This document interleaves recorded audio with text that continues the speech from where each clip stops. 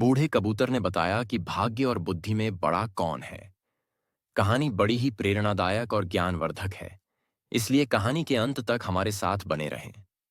प्राचीन समय की बात है, एक बूढ़ा कबूतर और नीलकंठ पक्षी शिव मंदिर के पास एक वट वृक्ष पर बैठे हुए थे। हे रोज उनका उठना बैठना वहीं होता था और वे भगवान भोलेनाथ की पूर्ण श्रद्धा से भक्ति किया करते थे। एक दिन नीलकंठ और कबूतर दोनों बैठे हुए थे। नीलकंठ ने बूढ़े कबूतर से एक प्रश्न पूछा और कहा, हे मित्र कबूतर, भाग्य बड़ा या बुद्धि? इस पर कबूतर कहता है, मित्र, आपका यह प्रश्न बहुत ही दिलचस्प और विचार करने योग्य है। आपके इस प्रश्न का उत्तर आपको एक कहानी के माध्यम से मिलेगा। तुम शांतित होकर बैठ जाओ, मैं तुम्हें कहानी सुनाता हूं। नीलकंठ कहता है, ठीक है, और शांतित होकर बैठ जाता है। वह अपने दोनों कानों को बूढ़े कबूतर की हर बात पर लगाता है और बड़े ध्यान से इस कहानी को सुनता है। बूढ़ा कबूतर कहानी शुरू करता है और कहता है, मित्र, प्राचीन समय की बात है। एक बार ब्रह्मा जी का दरबार लगा हुआ था। सभी देवता गण दरबार में बैठे हुए थे। भाग्य और बुद्धि भी वहीं थे। ब्रह्मा जी के दरबार में बैठे बैठे बात करते करते भाग्य और बुद्धि की नोकझोंक शुरू हो गई। जब यह बहस काफी बढ़ गई तो भाग्य कहता है, जो काम मैं करता हूं वह यह बुद्धि नहीं कर सकती। बुद्धि बोली, मूर्ख मत बनो। जब मैं किसी का साथ छोड़ देती हूं तो वह आदमी पागल हो जाता है, मृत्यु को प्राप्त हो जाता है। तुम कितना भी उसका साथ दे दो, लेकिन वह मेरे बिना कुछ नहीं कर सकता। भाग्य बोला, अरे मूर्ख, बुद्धि तुम नहीं जानती कि जिसका साथ मैं छोड़ देता हूं, फिर तुम चाहे कितना भी उसके साथ रहो, उसका भला कैसे हो सकता है? जब मैं यानी उसका भाग्य ही उसके साथ नहीं रहूंगा तो क्या वह कभी भाग्यवान या धनवान हो पाएगा? नहीं, ऐसा कदापि नहीं हो सकता। भगवान ब्रह्मा के दरबार में दोनों में ऐसे ही वाद विवाद बढ़ता गया। दोनों एक दूसरे से झगड़ने लगे। बुद्धि कहने लगी, मैं बड़ी हूं और मैं ही श्रेष्ठ हूं। भाग्य कहने लगा, नहीं, तुम मुझसे बड़ी कैसे हो सकती हो? मैं बड़ा हूं और मैं ही श्रेष्ठ हूं। तभी ब्रह्मदेव ने दोनों को बहस करते हुए देखा और मन ही मन सोचा, भाग्य और बुद्धि दोनों महान देवता हैं। यह दोनों इस दुनिया के शक्तिशाली और प्रभावशाली देव हैं, और यह आपस में इस तरह झगड़ रहे हैं जो ठीक नहीं है। इनका फैसला तो मुझे ही करना होगा। ब्रह्मदेव ने बुद्धि और भाग्य से पूछा, तुम दोनों झगड़ क्यों रहे हो? भाग्य कहने लगा, ब्रह्मदेव, मैं जिस मनुष्य का साथ छोड़ देता हूं वह मनुष्य क्या कर सकता है? वह तो अपना सारा जीवन गरीबी और दरिद्रता में गुजारता है। वह अपने जीवन में कभी भी खुश नहीं रह सकता। इतना सुनते ही बुद्धि बोल उठी, नहीं ब्रह्मदेव, भाग्य झूठ कह रहा है। जब मैं किसी का साथ छोड़ देती हूं तो भाग्य चाहे उस मनुष्य का जितना भी साथ दे वह कुछ नहीं कर सकता। बुद्धिहीन मनुष्य तो मृतक के समान होता है। भगवान ब्रह्मा ने दोनों की बात ध्यान से सुनी। उनकी बात सुनकर ब्रह्मदेव मन ही मन सोचने लगे, इन दोनों की समस्या तो बहुत गंभीर है। इसका फैसला कैसे किया जाए? फिर ब्रह्मदेव ने दोनों से कहा, ऐसे पता नहीं चलेगा। आप परीक्षण कीजिए भाग्यदेव, आप अपने भाग्य का परीक्षण कीजिए, और बुद्धिदेव, आप अपनी बुद्धि का। इसका प्रयोग करके बताइए कि तुम दोनों में से कौन बड़ा और श्रेष्ठ है। भाग्यदेव बोला, ब्रह्मदेव, जैसा आपका आदेश होगा मैं उसी का पालन करूंगा। ब्रह्मदेव ने कहा, आप मृत्यु लोक को ध्यान से देखिए। ब्रह्मदेव ने भाग्यदेव और बुद्धि को मृत्यु लोक दिखाया और कहा, देखो, इस जंगल में एक गरीब बुढ़िया और उसका इकलौता 20 वर्ष का बेटा झोपड़ी डालकर रहते हैं। वे बहुत ही गरीब हैं। उन्हें खाने के लिए अनाज का एक दाना भी नसीब नहीं हो रहा है। अब तुम दोनों इन पर अपने भाग्य और बुद्धि की शक्ति आजमाओ। तुम दोनों में से जो भी इस गरीब बुढ़िया के बेटे को धनवान बना देगा या सम्राट बना देगा, वही तुम दोनों में से बड़ा और श्रेष्ठ माना जाएगा। ब्रह्मदेव की बात सुनकर भाग्यदेव कहने लगा, परमपिता, यह तो छोटी सी बात है। भाग्य की बात सुनकर बुद्धि बोली, यह छोटी सी बात कैसे हो सकती है? जब तक मैं उसका साथ नहीं दूंगी, तुम इसे कभी राजा नहीं बना सकते, सम्राट नहीं बना सकते। भाग्य ने कहा, बुद्धि, तुम नहीं जानती, अगर मैं उसका साथ दूंगा तो इसे राजा ही नहीं, बल्कि एक महान सम्राट बनाऊंगा। बुद्धि बोली, ठीक है, हम दोनों इसी पर अपनी शक्ति का उपयोग करते हैं। इससे हमारी समस्या का फैसला हो जाएगा। जो जीतेगा वही श्रेष्ठ माना जाएगा। इसके बाद भाग्य ब्रह्मदेव से कहने लगा, ब्रह्मदेव, पहले मुझे अपनी श्रेष्ठता सिद्ध करने की अनुमति दीजिए। मुझे यहां से जाने और इस लड़के को सम्राट बनाने की आज्ञा दीजिए। ब्रह्मा जी कहते हैं, ठीक है। ब्रह्मदेव के कहते ही बुद्धि ने ब्रह्मदेव से कहा, ब्रह्मदेव, मैं इस लड़के का साथ छोड़कर आ रही हूं। उसकी बात सुनकर भाग्य ने कहा, ठीक है, तुम अभी उसका साथ छोड़ दो और ब्रह्मलोक में आ जाओ। बुद्धि भाग्य से कहने लगी, भाग्य, ध्यान रखना, कहीं ऐसा ना हो कि तुम इसे सम्राट बनाने के चक्कर में मार ही दो। यह व्यक्ति मरना नहीं चाहिए। भाग्य कहने लगा, बुद्धि, तुम यह सब दूर से देखती रहो। आज तुम्हारी हार निश्चित है, क्योंकि मैं ही तुमसे ज्यादा शक्तिशाली और बलवान हूं। बुद्धि बोली, ठीक है, मैं अभी इसी समय इस लड़के का साथ छोड़ रही हूं। ऐसा कहकर बुद्धि ने उसका साथ छोड़ दिया। बुद्धि के साथ छोड़ते ही वह लड़का अपनी शुद्ध बुद्धि खो बैठा, एक निर्गुणी बनकर रह गया, पागल और मूर्ख बन गया। अब भाग्य अपना काम करना शुरू करता है। वह देखता है कि उस व्यक्ति के पास कुछ नहीं है।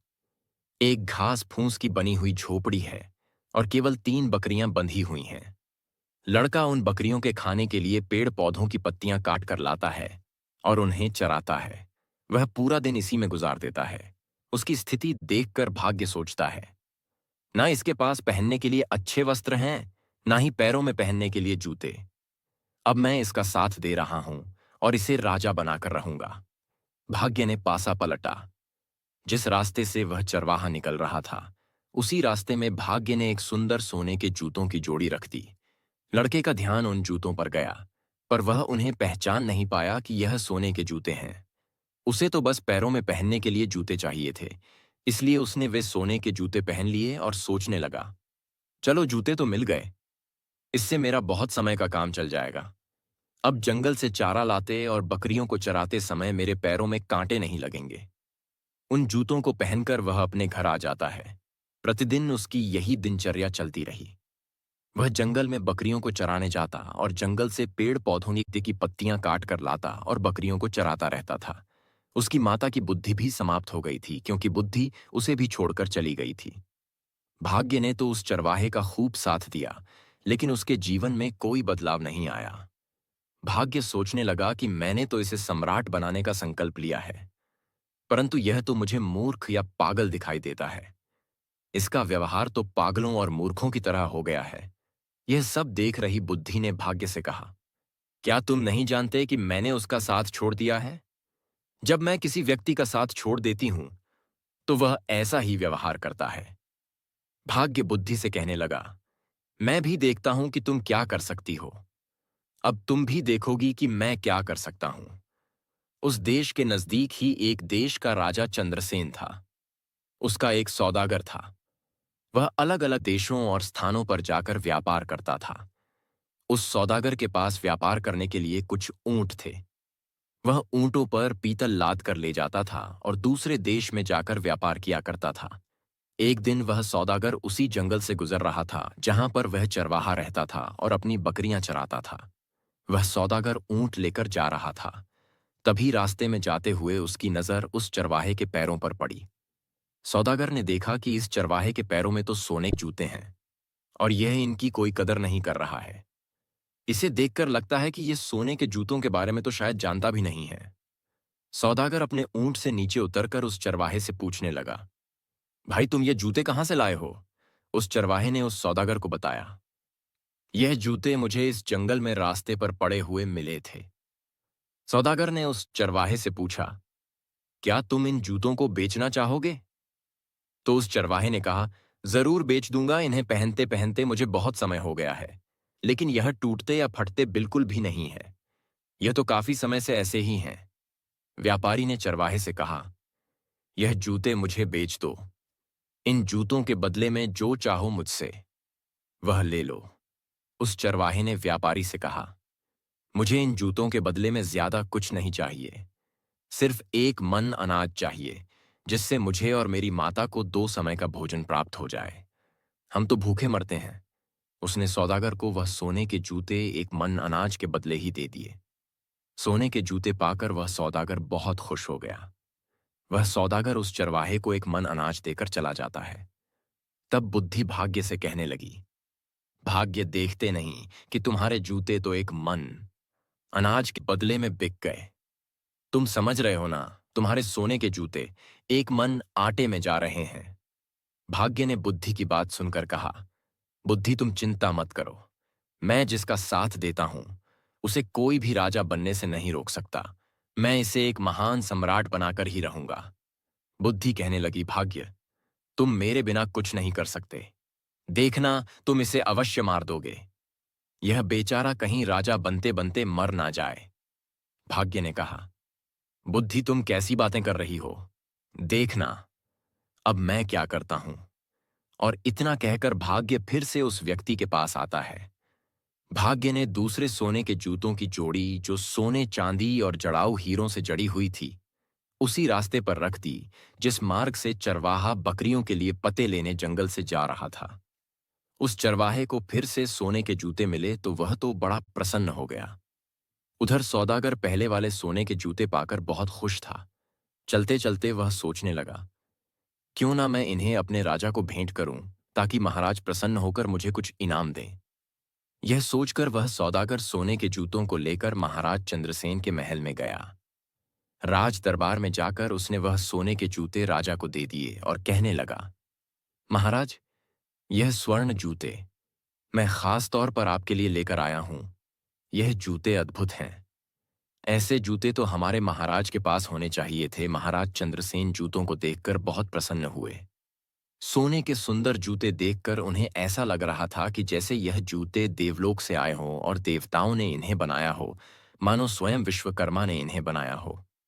इतने सुंदर जूते देखकर वह खुश हो गए और अपने मंत्री से कहने लगे, सौदागर को 15 सहस्त्र स्वर्ण मुद्राएं इनाम में दे दी जाए। राजा चंद्रसेन ने उस सौदागर को 15,000 स्वर्ण मुद्राएं इनाम में दिलवा दी। इतनी ज्यादा स्वर्ण मुद्राएं पाकर सौदागर बहुत खुश हो गया और अपने व्यापार को बढ़ाने की सोचने लगा। उसके बाद वह दोबारा अपने ऊंटों पर पीतल लादकर दूसरे देश में व्यापार के लिए चल पड़ा। वह सौदागर अपने व्यापार के लिए उसी जंगल से होते हुए जाता था जहां वह चरवाहा अपने पशुओं को चराता था और अपनी माता के साथ रहता था। इस बार भी उसी जगह से जा रहा था और संयोगवश चरवाहा भी वहीं पर अपनी बकरियों को चरा रहा था। जंगल में अपने सामने उस चरवाहे को दोबारा देखकर वह सौदागर खुश हो गया। उसने फिर से उस चरवाहे के पैरों की ओर देखा। उसके पैरों में दूसरी जोड़ी स्वर्ण जूते देखकर उसने सोचा, इसके पास तो और सोने के जूते आ गए, ना जाने यह कहां से ऐसे जूते लेकर आता है।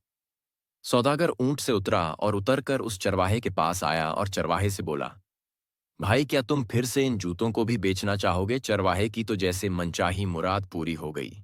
वह बोला, हाँ हाँ, जरूर बेच दूंगा, लेकिन इस बार आपको इसके बदले में मुझे एक बोरी चने की देनी होगी। सौदागर भी खुश हो गया और बोला, हाँ हाँ ठीक है, मैं एक बोरी चने की दे दूंगा। चरवाहे ने एक शर्त और रख दी। वह बोला, चने भुने हुए होने चाहिए। सौदागर ने उसकी यह बात भी मान ली। एक बोरी भुने हुए चने की उसको दे दी। वह उससे सोने के जूते की दूसरी जोड़ी भी लेकर आगे चला गया। अब सौदागर के मन में यह विचार आने लगा, पहले एक जोड़ी जूते जो मैंने महाराज को भेंट किए थे, उसके बदले महाराज ने मुझे 15,000 स्वर्ण मुद्राएं दी थीं। इस बार हो सकता है कि महाराज मुझे पिछली बार से भी ज्यादा बड़ा इनाम दें। मैं इनको भी महाराज की सेवा में लेकर जाता हूं। वह इस बार भी उन हीरे, जवाहरात और रत्न जड़े सोने के जूतों को लेकर राजा चंद्रसेन के दरबार में पहुंच गया। सौदागर राजा से बोला, महाराज, मैं आपके लिए हर बार कोई ना कोई विचित्र वस्तु लाता रहता हूं। हे राजन, आप इन्हें स्वीकार कीजिए। राजा चंद्रसेन ने जब जूतों को देखा तो कहने लगा, सच में यह बहुत सुंदर है। ये सोने के जूते हैं और पिछली बार दिए गए सोने के जूतों से भी ज्यादा सुंदर हैं। सौदागर, मुझे तुम ये बताओ कि तुम ये जूते लाते कहां से हो? तुम्हें ये जूते कौन देता है? अब सौदागर क्या बोलता। जब सौदागर को कुछ समझ नहीं आया कि राजा को क्या जवाब दें, तो कुछ सोच विचार कर उसने झूठ बोलना ही ठीक समझा और बोला, महाराज, दक्षिणी देश में एक सम्राट है। सम्राट के यहाँ मैं अपने पीतल का व्यापार करने जाता हूँ, तो वह इनाम में ऐसे जूते दे देते हैं। उन्होंने 2 बार मुझे सोने के जूते दिए, तो मैंने दोनों बार वह आपकी सेवा में अर्पित कर दिए। यह सुनकर राजा सौदागर से बोला, सौदागर, क्या उस राजा का कोई पुत्र है? सौदागर ने फिर झूठ बोल दिया। उसने कहा, नहीं महाराज, अभी तो वह सम्राट खुद ही कुंवारा है, उनका विवाह नहीं हुआ है। यह सुनकर राजा चंद्रसेन बोले, ठीक है सौदागर, हमारी पुत्री बहुत सुंदर है। तुम अपने उस सम्राट से जाकर मिलो और उनसे पूछो कि हम अपनी पुत्री का विवाह उससे करना चाहते हैं। क्या उन्हें मंजूर है? राजा की बात सुनकर सौदागर सोचने लगा, अब तो मैं फंस गया। मैं तो यह जूते किसी राजा से नहीं लाता, बल्कि एक चरवाहे से लेकर आता हूं। लेकिन अब तो मैं झूठ बोल चुका हूं। अब मेरा क्या होगा? मैं तो अपने ही बोले हुए झूठ में फंस चुका हूं। राजा ने सौदागर को आदेश दिया, सौदागर, उस राजा के पास जाओ और किसी भी तरह उन्हें तैयार करके आओ कि वह हमारी पुत्री से विवाह करें। अब तो सौदागर और चिंता में पड़ गया। वह राज दरबार से वापस आ गया। अपने घर जाकर उसने दोबारा अपने ऊंटों पर पीतल लादा और व्यापार करने चल पड़ा। जब वह दोबारा जंगल में पहुंचा तो सोचने लगा, अगर मुझे यहां वह चरवाहा नहीं मिलता तो मुझे सोने के जूते नहीं मिलते, और वे जूते मैं राजा को नहीं देता। आखिरकार झूठ बोलकर मैं राजा के क्रोध का शिकार नहीं बनता। इस चरवाहे ने मुझे भी राजा के क्रोध का शिकार बना दिया। यदि चरवाहा मुझे ना मिलता तो मैं इस धर्म संकट में नहीं फंसता। इस चरवाहे ने तो मुझे बुरी तरह फंसा दिया है। सोचते सचते वह सौदागर उस चरवाहे को रख दिया है कि झोपड़ी पर जा पहुंचा। चरवाहा अपनी झोपड़ी पर सौदागर को आया देखकर बहुत खुश हो गया, क्योंकि वही सौदागर उसके खाने पीने की व्यवस्था करता था।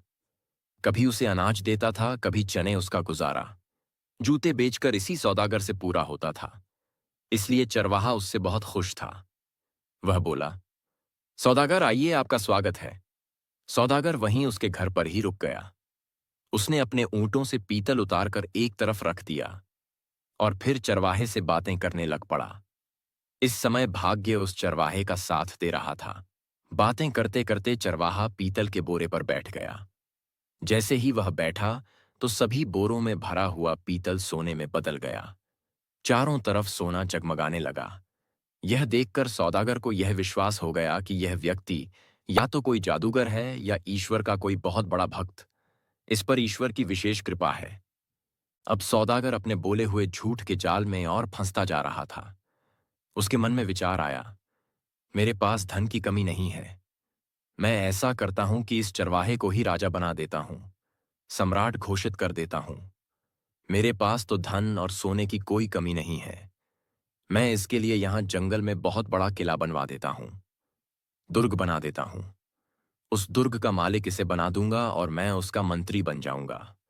यहाँ के जो जागीरदार हैं उनसे बहुत सारी जमीन खरीद लूंगा। इस महीने के 2 महीने बाद राजा के पास जाऊंगा और बता दूंगा, यही सम्राट है। अब सौदागर षड्यंत्र रचने लगा। भाग्य बुद्धि से कहने लगा, बुद्धि, तुम देखती जाओ कि मैं क्या करता हूं। देखना, यही सौदागर अब चरवाहे को सम्राट बनाएगा। बुद्धि ने फिर से भाग्य से कहा, कहीं ऐसा ना हो कि राजा बनते बनते यह मर ही जाए, क्योंकि इस समय इसके पास बुद्धि नहीं है। जब यह बात भाग्य ने सुनी तो बोला, बुद्धि, तुम इतना घमंड मत करो, तुम अपना ज्यादा दिमाग मत लगाओ। यह सम्राट अवश्य बनेगा। दूसरी ओर सौदागर चरवाहे से कहने लगा, चरवाहे, मैं तुम्हें यहां का सम्राट बना देता हूं और तुम्हारे रहने के लिए एक बड़ा महल भी बनवाऊंगा। सौदागर में बुद्धि थी क्योंकि उसका साथ बुद्धि दे रही थी, लेकिन बुद्धि ने चरवाहे और उसकी माता का साथ छोड़ दिया था। चरवाहा सौदागर से बोला, भाई ठीक है, तुम्हें जो ठीक लगे वह करो, लेकिन एक बात है, मेरी इन बकरियों को मत छोड़ना। मैं इन बकरियों को हमेशा अपने पास ही रखूंगा। चरवाहे में बुद्धि तो थी नहीं।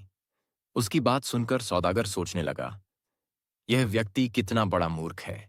मैं इसे राजा बना रहा हूं और इसे बकरियों की पड़ी है। यह कैसी बातें कर रहा है। फिर भी सौदागर बोला, ठीक है, सौदागर को मन ही मन राजा का डर सता रहा था। राजा ने उसे कहा था कि तुम्हें उस सम्राट से पूछ कर आना है और मेरी लड़की का विवाह उसके साथ करवाना है। इसलिए उस चरवाहे को सम्राट बनाने के चक्कर में सौदागर ने चरवाहे की बात पर ध्यान नहीं दिया। उसने किले की नींव डलवा दी और निर्माण शुरू करवा दिया। जल्दी ही उसने एक बहुत बड़ा सुंदर और शानदार महल चरवाहे के लिए तैयार करवा दिया। सौदागर ने आसपास के सभी जागीरदारों से जमीन खरीद ली और चरवाहे के लिए एक सेना भी बनानी शुरू कर दी। नौकर चाकर दास दासियां रखीं। यह सब देखकर वह बुद्धिहीन चरवाहा मन ही मन सोचने लगा, ना जाने यह सौदागर कहां से आ गया। इसने तो हमारी जिंदगी खराब कर दी। अब तो मुझे अपनी बकरियों को चराने के लिए भी समय नहीं मिलता है। यह हमेशा बातें करने में लगा रहता है। चरवाहे का तो अब भी वही हाल था। वह बकरियों को जंगल में ले जाता और चराकर वापस लाता। सौदागर ने उसके लिए राजसी वस्त्र सिलवाए, उसके शीश पर मुकुट रखा, लेकिन चरवाहे ने अपना स्वभाव नहीं बदला। वह सौदागर से कहने लगा, तुम्हें जो भी ठीक लगे वह करो, परंतु मेरी बकरियां कहीं नहीं जानी चाहिए। अगर मेरी बकरियां चली गईं तो मैं तुम्हें जीवित नहीं छोड़ूंगा। तुमने इतनी भीड़ इकट्ठा कर ली है, हमारा जीवन खराब कर दिया है। सौदागर कहने लगा, अरे चरवाहे, मैंने तो तुम्हें राजा बना दिया है, मैं तुम्हारा मंत्री बनूंगा। लेकिन उस चरवाहे की समझ में यह सब कुछ नहीं आ रहा था दोस्तों। अब भाग्य बुद्धि से कहने लगा, बुद्धि देखो, मैंने इस चरवाहे को राजा बना दिया है। अब यह एक किले का मालिक बन चुका है। बुद्धि कहने लगी, अरे भाग्य, तुम क्यों झूठ बोल रहे हो? यहां बैठे हुए समस्त देवता इस बात का फैसला करेंगे कि तुमने इसे राजा बना दिया या नहीं, या यह अब भी वही चरवाहा है दोस्तों। अब ब्रह्मदेव कहने लगे कि भाग्य, इस चरवाहे में तो अभी तक कोई परिवर्तन नहीं हुआ है। यह तो अब भी वही चरवाहा है। अभी तुम जीते नहीं हो। अब तो बुद्धि बोलने लगी कि ब्रह्मदेव, ऐसा होगा ही नहीं, क्योंकि जब तक मैं चरवाहे का साथ नहीं दूंगी तब तक चरवाहा राजा तो बनेगा ही नहीं, बल्कि उसके प्राण भी संकट में आ जाएंगे। यह मूर्खता करेगा और मारा जाएगा। परंतु भाग्य बोला, बुद्धि, मैं उसका साथ दूंगा तो तुम कुछ नहीं कर सकोगी। तुम बैठी रहो और तमाशा देखती रहो। भाग्य फिर उस चरवाहे के पास आ जाता है। सौदागर ने क्या किया? उसने जो उस चरवाहे की 3 बकरियां थीं, उन्हें भी किसी बकरियां खरीदने वाले को बेच दिया। जैसे ही उस चरवाहे को अपनी बकरियों के बिकने का पता चला तो वह जोर जोर से चिल्लाने लगा, रोने लगा। जब उसके सैनिकों ने, दरबारियों ने और अन्य लोगों ने देखा कि राजा तो ऐसा कर रहा है, तो उन्हें लगा कि शायद राजा पागल हो गया है। अब सौदागर ने उस चरवाहे को समझाया कि तुम ऐसा क्यों कर रहे हो? तुम ऐसी मूर्खता क्यों कर रहे हो? यह तो 3 बकरियां थीं। मैं तुम्हें ऐसी बहुत सी बकरियां दिलवा दूंगा। सौदागर की यह बात सुनकर चरवाहा मान जाता है और वह चरवाहा सौदागर के पीछे पड़ गया कि चलिए, मुझे आज ही बकरियां खरीद कर दीजिए। सौदागर उस चरवाहे से कहने लगा, देखो भाई, अब तुम सम्राट बन गए हो, राजा बन गए हो। तुम ऐसी छोटी छोटी बातें क्यों करते हो? बच्चों जैसी बातें मत करो। मैं तो तुम्हारा विवाह करवाऊंगा। अपनी माता से पूछो। हमारे यहाँ के राजा चंद्रसेन, उनकी पुत्री बहुत ही सुंदर है। उनसे तुम्हारी शादी करवाऊंगा। लेकिन चरवाहे में तो बुद्धि ही नहीं थी। वह सौदागर से कहने लगा, तुम मेरा क्या विवाह करवाओगे? और उसकी माता भी कहने लगी, अब विवाह से क्या होगा? हमारी जिंदगी को तो तूने खराब कर ही दिया है। तुमने हमें इतनी भीड़-भाड़ में लाकर पटक दिया है। कहाँ हम इतनी शांति से रहते थे, अपनी बकरियां चराते थे और अपनी झोपड़ी में मजे से रहते थे। अब सौदागर सोचने लगा है, यह दोनों मां बेटा पागल हैं। अब मैं क्या करूं? ऊपर से उसे महाराज चंद्रसेन का डर सता रहा था। उसके मन में यही विचार आ रहा था कि इनकी सहायता तो मुझे करनी ही पड़ेगी। तक 6 महीने का समय पूरा हो गया। अब सौदागर अपने देश में महाराज चंद्रसेन के पास पहुंचा। महाराजा से कहने लगा कि महाराज, अब आप अपने नाई और पंडित को भेज दीजिए। मैंने अपने सम्राट को मना लिया है। वह आपकी लड़की से शादी करने के लिए तैयार है। यह सुनकर राजा चंद्रसेन ने नाई और ब्राह्मण को बुलाया और उन दोनों को सौदागर के साथ सम्राट के पास भेज दिया। सौदागर उन दोनों को लेकर चल पड़ा और वह उनको चरवाहे के महल में लेकर आया। उसने चरवाहे को राजसी वस्त्र पहनाए चरवाहा सौदागर से कहने लगा, यह तुम क्या कर रहे हो? ऐसे भी कहीं विवाह होते हैं? सौदागर बोला, अब तुम चुप रहना। अब बिल्कुल भी मत बोलना, नहीं तो महाराज चंद्रसेन तुम्हें और मुझे दोनों को फांसी की सजा दे देंगे। इस बात का ध्यान रखना कि अब तुम्हें बोलना नहीं है। सौदागर के मुंह से फांसी की बात सुनकर चरवाहा बुरी तरह से डर जाता है और उसकी बात मान जाता है। राजा के नाई और ब्राह्मण उसकी सगाई कर देते हैं और शुभ मुहूर्त देखकर विवाह का दिन तय करके उसे बोल देते हैं कि आपको इस दिन बारात लेकर महल में आना है। इसके बाद नाई और ब्राह्मण वापस अपने देश को लौट जाते हैं। उनके महल में पहुंचने के बाद राजा ने उनसे पूछा कि सम्राट कैसा है। नाई और ब्राह्मण बोले, महाराज उसके पास तो किसी चीज की कमी नहीं है, बहुत सारा सोना है, खजाने भरे पड़े हैं, वह तो बहुत ही महान राजा दिखाई पड़ता है। बात सुनकर राजा चंद्रसेन भी बड़े प्रसन्न हुए। अब तो राजा चंद्रसेन ने भी शादी की तैयारी शुरू कर दी। धीरे धीरे समय बीतता गया और विवाह का शुभ दिन नजदीक आ पहुंचा। विवाह के दिन सौदागर ने चरवाहे को खूब सजाया, दूल्हा बनाया और एक सुंदर रथ में बिठाकर उसकी बारात लेकर चल पड़ा। इधर सौदागर चरवाहे को शादी के लिए लेकर जा रहा था, उधर भाग्य बुद्धि से कहने लगा, देखो बुद्धि, अब मैं चरवाहे का विवाह भी राजा की पुत्री से करवा रहा हूं। बुद्धि मुस्कुराकर बोली, भाग्य बस देखते जाओ, तुमने अभी इसकी मृत्यु का षड्यंत्र रच दिया है। तुम्हें भी पछतावा होगा कि तुमने यह क्या कर दिया है। यह चरवाहा भी तुम्हारे जाल में फंस चुका है। तुम तो इसे राजा बनाने की बात कर रहे हो। देखते जाओ, तुम्हारे कारण अब यह चरवाहा अपने प्राण खो देगा। भाग्य बोला, बुद्धि, जब मैं उसका साथ दे रहा हूं तो तुम क्यों परेशान हो रही हो? बस तुम देखती रहो कि मैं क्या करता हूं। कुछ दिन का सफर तय करने के बाद चरवाहे की बारात राजा चंद्रसेन के यहां पहुंच जाती है। जब राजा ने देखा कि बारात पहुंच चुकी है तो अपने मंत्रियों के साथ ढेर सारे उपहार लेकर बारात का स्वागत करने के लिए नगर के द्वार की ओर चल पड़ा। दूसरी ओर जब चरवाहे ने देखा कि सामने से ढाल तलवार लेकर कोई राजा सेना के साथ आ रहा है तो वह बुरी तरह डर गया और वह अपने रथ से उतरकर भागने लगा। चरवाहे को भागता देखकर सौदागर ने सोचा, यह तो पक्का मुझे मरवाएगा। सौदागर भी रथ से उतरकर पकड़ने के लिए उसके पीछे भागता है और उसे पकड़ लेता है। सौदागर पकड़कर उसे समझाता है कि राजा तुम्हें भी मार देगा और मुझे भी। तुम ऐसे क्यों भाग रहे हो? चरवाहा डर गया और बोला, ठीक है, लेकिन तुम्हें हर समय मेरे साथ ही रहना पड़ेगा। सौदागर के यहां करने पर वह सौदागर के साथ वापस आ गया। सौदागर से कहने लगा कि यह राजा तो तलवार लेकर आ रहा है, कहीं हमें काटेंगे तो नहीं। सौदागर ने कहा, चिंता मत करो, वह तुम्हें कुछ नहीं कहेंगे। तुम्हारा विवाह होगा, तुम्हें दुल्हन मिलेगी, तुम डरो मत। इतना सुनकर वह चरवाहा वापस आकर अपने रथ पर बैठ जाता है। राजा ने देखा चरवाहा बना। राजा देखने में तो बहुत सुंदर था। उसने बारात का स्वागत किया। अपने कहे अनुसार सौदागर हर जगह उसके साथ साथ जा रहा था। जब मंडप में जाने का समय हुआ तो सौदागर धर्म संकट में फंस गया कि वहां भी उसे साथ ही जाना पड़ रहा था। वह मंडप में पीछे बैठ गया। राजा चंद्रसेन कहने लगा, सौदागर तुम इसके साथ साथ क्यों रहते हो? तो सौदागर बोला, महाराज मैं इनका मंत्री हूं, इन्होंने मुझे अपना मंत्री बनाया है। राजा ने अपनी पुत्री का विवाह उस चरवाहे के साथ कर दिया। इस तरह राजा ने निश्चित दिन अपनी पुत्री का विवाह उस चरवाहे से कर दिया। शादी हो जाने के बाद राजा ने दामाद को महल का ही एक भाग दे दिया। राजा का कोई पुत्र नहीं था तथा वह दामाद को अपने पास ही रखना चाहता था ताकि राज सिंहासन बाद में उसे सौंप सके।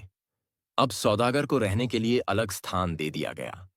सौदागर मन ही मन घबरा रहा था कि कहीं चरवाहा भेद ना खोल दे। चरवाहा बहुत प्रसन्न था। यह देखकर बुद्धि मुस्कुराई तो भाग्य बोला, देखती रहो, मैंने इसका विवाह राजा की पुत्री के साथ करवा दिया है। अब यह चरवाहा सम्राट बनने ही वाला है। भाग्य की यह बात सुनकर बुद्धि कहने लगी, अरे भाग्य, तुम क्यों बेवकूफ बन रहे हो? तुम जानते हो कि उसे कुछ पता ही नहीं है कि राजा क्या होता है, विवाह क्या होता है। वह तो कुछ जानता ही नहीं है। उसकी तो मृत्यु निकट आ गई है, वह तो मरने वाला है। भाग्य कहता है, यह तुम क्या कह रही हो? बुद्धि बोली, मैं सच कह रही हूं। मैंने जब इसका साथ छोड़ा था यह तो उसी समय मर गया था, क्योंकि बुद्धिहीन व्यक्ति तो वैसे ही मृतक के समान होता है। अब यह बेचारा मारा जाएगा, कलाम आ जाएगा त्याग। तुम तो बस इसे बचाने की कोशिश करो। अब यह मरने वाला है, आप इसे बचाइए। भाग्य बोला, यह मरेगा क्यों? इसकी शादी हो गई है। अब ये आराम से वहां पर रहेगा और फिर सम्राट बनेगा। राज परिवार की परंपरा के अनुसार राजकुमारी वधू के वेश में सज संवर कर खाना लेकर रात को अपने पति के कक्ष में गई। चरवाहे ने इतनी सुंदरता से सजी और आभूषणों से लदी कन्या सपनों में भी नहीं देखी थी। वह डर गया। उस बुद्धिहीन चरवाहे को बचपन में अपनी दादी की सुनाई हुई कहानी याद आ गई, जिसमें एक राक्षसी सुंदरी का भेष बनाकर गहनों से सजी धजी एक पुरुष को खा जाती है। उसके मन में विचार आया, यह कोई राक्षसी तो नहीं है जो उसे खाने के लिए आई है। उसने बचपन में सुन रखा था कि राक्षसी सुंदर रूप धारण करके आदमियों का खून पी लेती है और उन्हें मार डालती है। उसने सोचा, राक्षसी के हाथ पड़ने से तो अच्छा है कि मैं यहां से भाग जाऊं। यही सोचकर वह उठा और राजकुमारी को धक्का देकर गिराता हुआ चिल्लाता हुआ कमरे से निकल भागा। भागता भागता वह सीधे नदी के किनारे पहुंचा और पानी में कूद गया। जब उसे पानी में भी अपनी मृत्यु दिखाई दी तो वह पानी से निकला और नदी के एक किनारे पर बैठ गया। राजकुमारी के अपमान की बात सुनकर राजा आग अब बुला हो गया। राजा ने अपने सैनिकों को जल्दी से चरवाहे को ढूंढ लाने के लिए भेजा। राजा के सैनिकों ने उसे एक नदी के किनारे पर बैठा देख लिया। वे उसे पकड़कर राजा के पास ले आए। उसे देखकर राजा को क्रोध आ गया। उसने चरवाहे को कठोर दंड देने का निश्चय किया।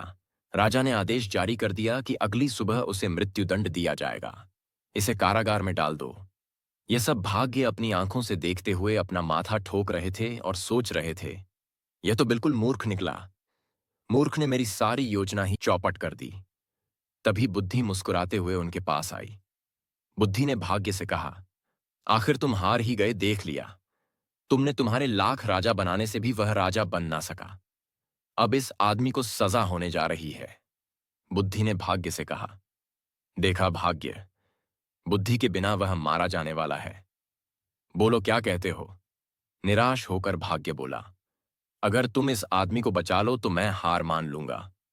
बुद्धि ने हंसकर कहा, तो ठीक है, अब मेरा कमाल देखो।